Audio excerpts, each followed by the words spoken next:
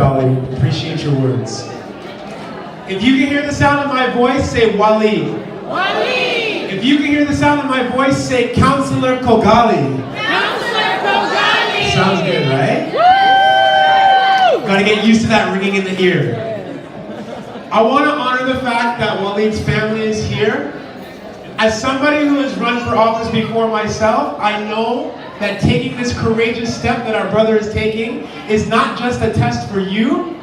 It's something that happens with family, and it's something that happens with community. So I want to honor Walied's family for standing with him as he decides to make this decision. We know he makes you proud, and he's making us very proud also. And now, with all the energy, all the love, all the belief, all the enthusiasm that you brought this evening, we are going to hear from the next City Councillor for Ward 23. Let me bring back Walied Khogali Ali.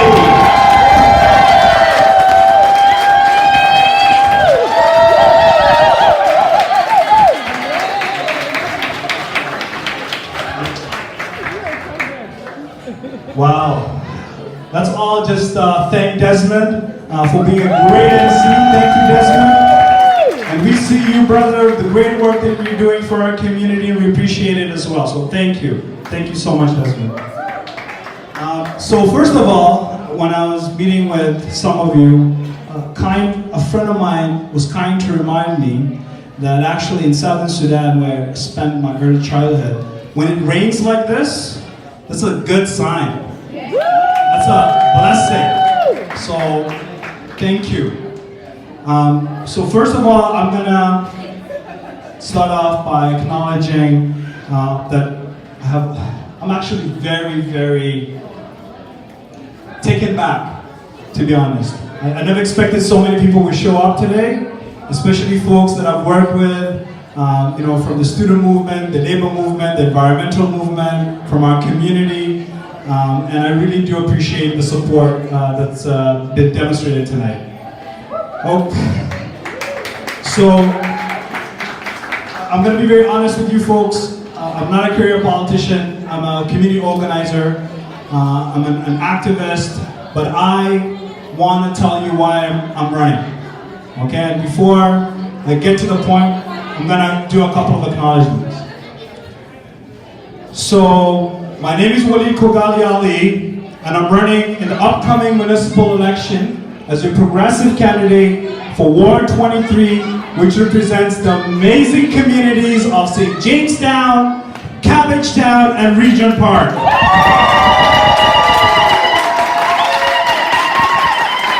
It's a community that I will be honored if I'm elected to represent. I want to acknowledge my mom, who's sitting right in front of me. My mom actually was with me while I filed my nomination papers, and it was one of the proudest days. It was actually my birthday too. So Mama, I love you and I appreciate everything that you do for us. Thank you, Mama. Thank you.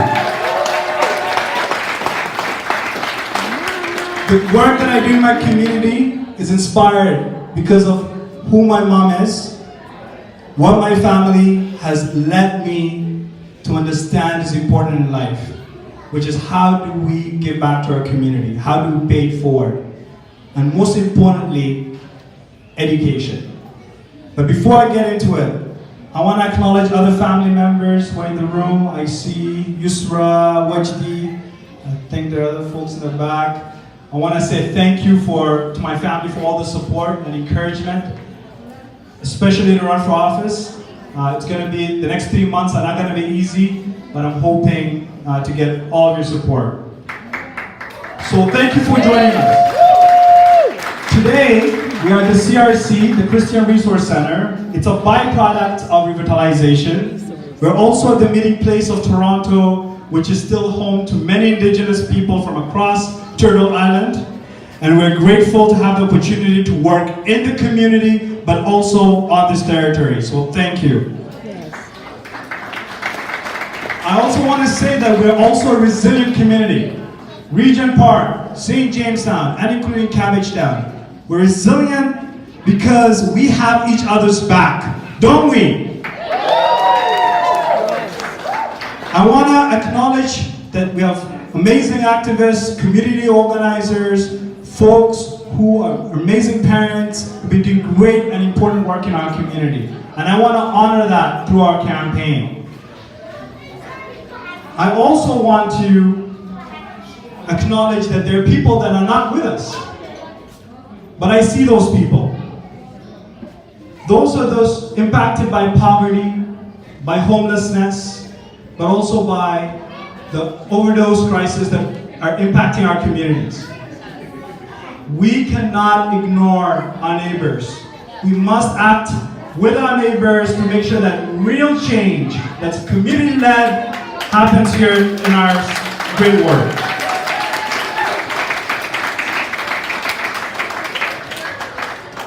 When I think of why I love this city, I think of what opportunities we had as a family, but also the challenges that we collectively have faced. My family grew up here in Regent Park. We actually used to live in Bartholomew, not too far away from here. And now we moved here, right here on Oak. So this space is important to us because it's a symbol. It's a symbol of what is possible, but it's also a symbol of what we can do collectively as people, as a community, to bring some real meaningful change here in 123.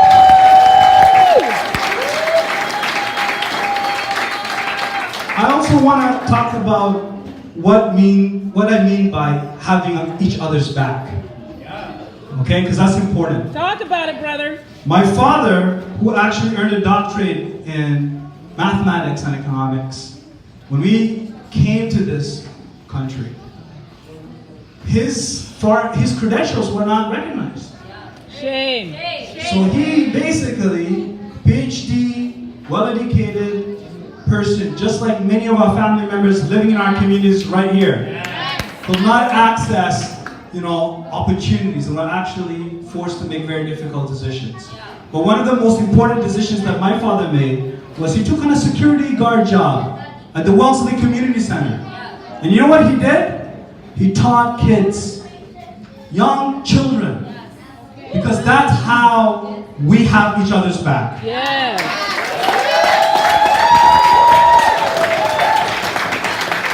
My mother right here in front of me, she's, I'm not joking, she's a better activist than I am. She actually probably organized half this room, I don't know. My mom has led and supported our family as we transition from precarious living conditions to our new home in Regent Park. But she's also volunteered and helped support so many families. And that is how she has our back. Yeah. Our family has always been Regent Park. But like many of our families who have been impacted by gentrification, we have plenty to fight for so that all residents have the opportunities to achieve their full potential. The greatest challenge that we face is the impact of rapid development, but also the need for community safety. Let us not lose the focus on the necessary investments that we must make in our neighborhoods so that they're safer and that our residents are prosperous. As the progressive candidate who has championed a hate-free society and has organized with many residents to ensure that our political rhetoric is free from hatred and prejudice, I am committed to champion our diversity and an inclusive city, a city that we love, where we all belong and can prosper. Yes.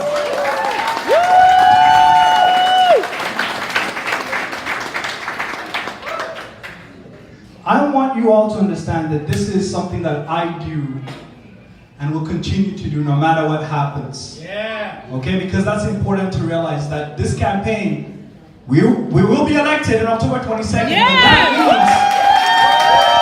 But that means after October 22nd, there's going to be a lot of work that needs to be done. Yes. I am sick and tired of having to inform our elected representatives that there is no place for hateful rhetoric in our politics. That's right. None. Yes.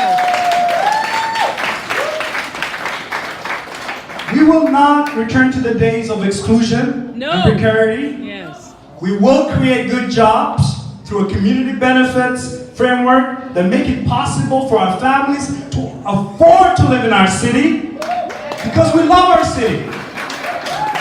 And let me tell you one quick point. For someone to live in our city, a family has to earn over $200,000 a year. Shame.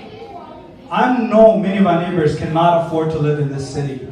But that does not make it impossible for us to make sure that we guarantee good jobs, good green jobs for members of our community so we can live with integrity.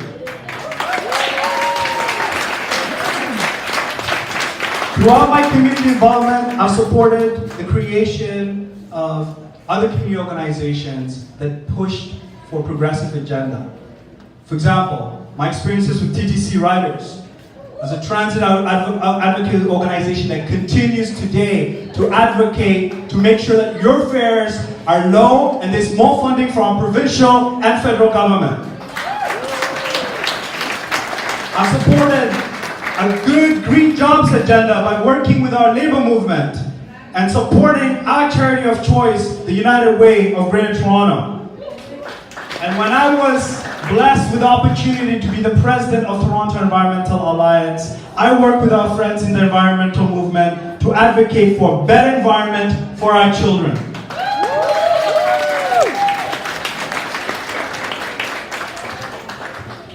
We will champion progressive solutions that make our transit, housing, and public services truly accessible while protecting our public assets and institutions from attacks. Yes. I will stand with my community against an agenda of austerity by this new provincial government that is invested in returning to a past that we all know is not going to have our back.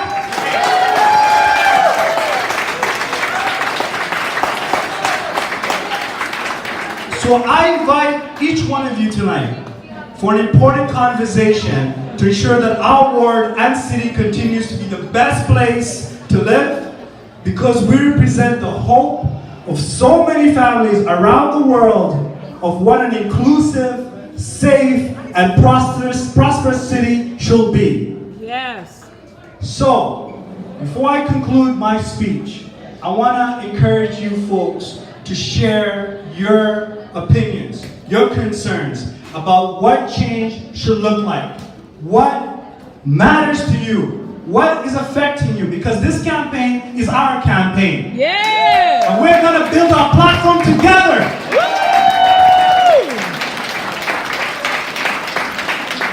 So I look forward to meeting with each one of you as we work together to build on a progressive agenda that will make our children proud to live in our city. Thank you. Miigwech, shukran, and asante. Thank you.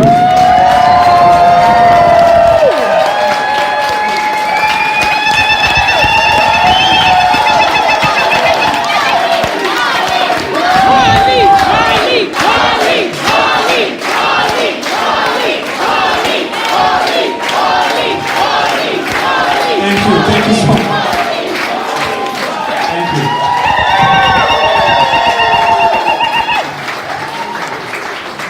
Yes. Yes, indeed. I want to tell you, stay right here, bro, because we're going to do this conversation with the community. But before that, I want to tell people that I know personally that you are not just about talk, you are about action. Walied mentioned a moment ago that part of the job of representing you in this area of the city of Toronto is about taking your issues to the provincial and to the federal government, and to make sure that those other levels of government are cooperating for the best needs and interests of this community. The reason I know that Walied is going to do that for this community is because I've already seen him do it. Specifically, when he mentions the now Premier of Ontario, there was a campaign event a few weeks before the election where the man who now is our Premier was saying some things about our community, saying that he wanted to bring back some programs that we know have harmed our community. But it just so happened at this event that there was a young man in the audience, and when Ford was saying what he was saying about these harmful programs, that young man stood up and said, "Mr. Ford, that's wrong. That's not what we need in our community." And that young man was this young man right here. And it takes a lot of courage to be able to speak the truth to powerful people. But because I've seen Walied do this time and time again, I know that we're going to be able to trust him as the representative for this area. Yes! So what we're going to do now, briefly, with all of you is, the job of a counselor is not just to speak well, it's also to listen. To listen to the concerns of the community and to translate those up the line. So I want to invite anyone who is in this room right now. We have a board here, and for the next few minutes, as your future counselor listens and takes notes, I'm sure, I want you to tell us what is going on in this community that you want to see Walied and City Council address. What are your issues? What are your concerns? We want to hear them. We're going to put them up on the board. Anybody want to begin? Okay, we have a, so, I don't know how we're going to do this because we want to be able to hear you. Why don't you, can you come up? Is it possible for you to come? Otherwise, you're going to have to speak really loud because we don't have a handheld, right? Or a cordless. Okay, yeah, this is as far as they go. So I'm going to do my best and we're all going to listen. I'd like you to go ahead, please, with your hand up. What would you like to say about the youth?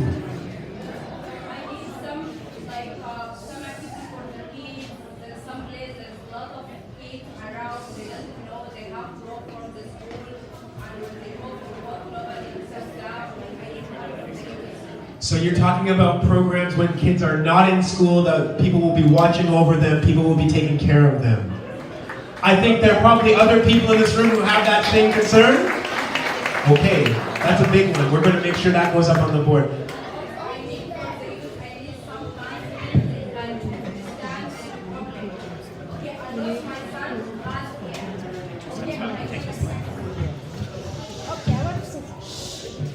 I'm listening, sis.